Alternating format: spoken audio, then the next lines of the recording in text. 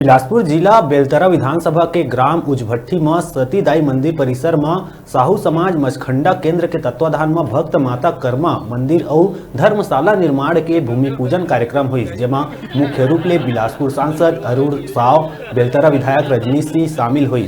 समाज ला शुभकामना देते हुए सांसद अरुण साव कहिस, सतीदाई के आशीर्वाद ले समाज के हर कार्य संपन्न हुई।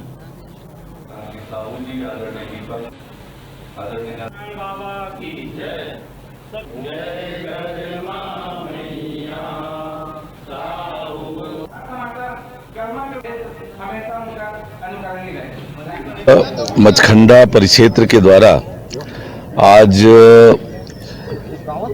कर्मा मैया के मंदिर और धर्मशाला के लिए भूमि पूजन हुआ है। मचखंडा केंद्र के समाज के पदाधिकारियों ने अपने द्वारा संचित राशि से इस निर्माण का शुभारंभ करवाया है।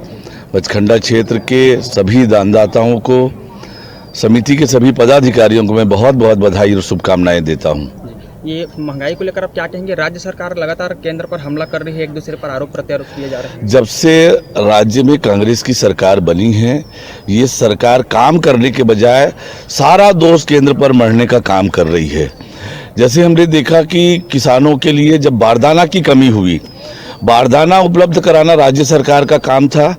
आरोप क्या लगाया कि मोदी जी की सरकार बारदाना नहीं दे रही है।